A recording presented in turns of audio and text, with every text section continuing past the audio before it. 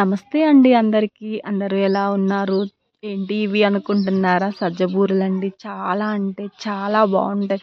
ఇట్లా చూస్తున్నారు గదా! ఎంత బాగా పొంగాయి. ఇవి చెయ్యటం రాని వాళ్ళకి గూడా ఈ విధంగా ట్రై చేయండి. చాలా అంటే చాలా ఈజీగా ఉంటాయన్నమాట.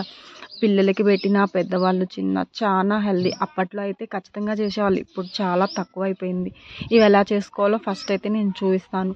నేనైతే ఈ సజ్జలనేవి తీసుకున్న 1 కిలో సజ్జలనేవి తీసుకొని వీటిని ఓవర్ నైట్ అంతా సోక్ చేసి పెట్టేశాను బాగా కడిగేసుకొని. ఖచ్చితంగా ఒక 12 అవర్స్ అన్నా నానాలన్నమాట సజ్జలనేవి.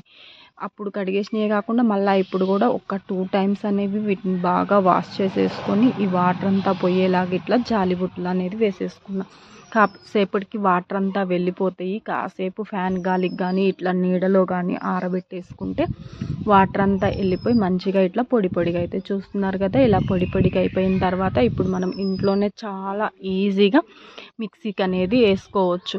కొంచెం కొంచెంగా మిక్సీకి అనేవి వేసుకోవాలి. ఇవి మిక్సీ పడతాయా అని ఏం డౌట్ అవసరం లేదు. ఎందుకంటే మనం సజ్జలు అనేవి ఆల్రెడీ నానబెట్టాం కాబట్టి మంచిగానే పడతాయి. మరీ మెత్తగా కూడా కన్ఫామ్గా పడాలి పిండి అని ఏం లేదు. కొంచెం బరకున్న పర్ల బూరెలు కాబట్టి చాలా బాగా పొంగుతాయి కూడా. చూస్తున్నారు కదా, నేను పిండి అంతా పట్టేసుకొని దీంట్లో వేసేసుకుంటున్నా.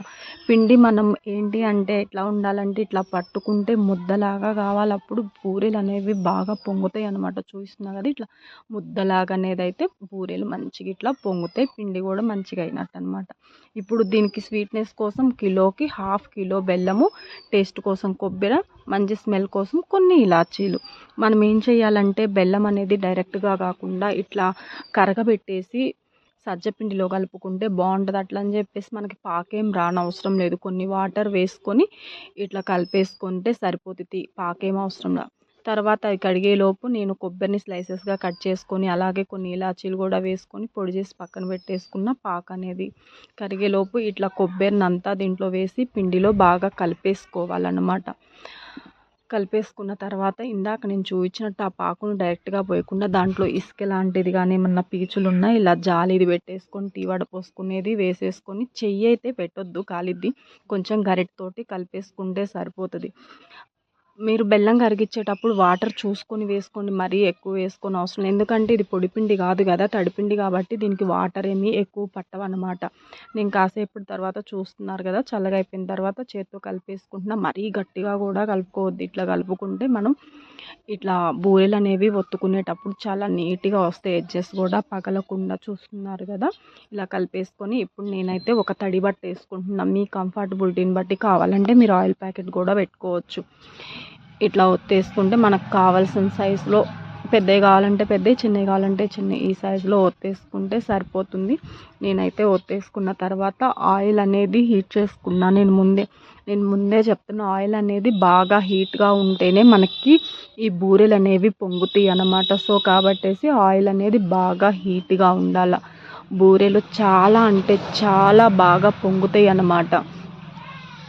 నేను వేస్తున్నాను చూడండి. ఇప్పుడు అదే ఆయిల్ హీట్ లేకపోతే అస్సలు ఎంత చక్కగా పొంగుతున్నాయో చూస్తున్నారు కదా, పూరీలాగా.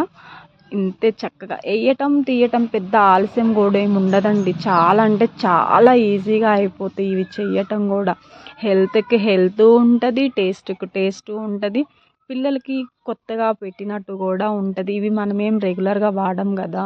నేను ఫైనల్గా అన్ని బూరెలు అయితే చేసేసుకున్నాను. ఫైనల్ స్టేజ్కి వచ్చేసినాయి అన్నమాట. ఇక నా వీడియో కానీ చూస్తున్నట్లయితే నాకు లైక్ చేసి సపోర్ట్ చేయటం మాత్రం అస్సలు మర్చిపోవద్దు. ఈ చాలా అంటే చాలా ఈజీగా ఫస్ట్ టైం చేసే వాళ్ళకు కూడా వస్తాయి అన్నమాట, చాలా ఈజీగా.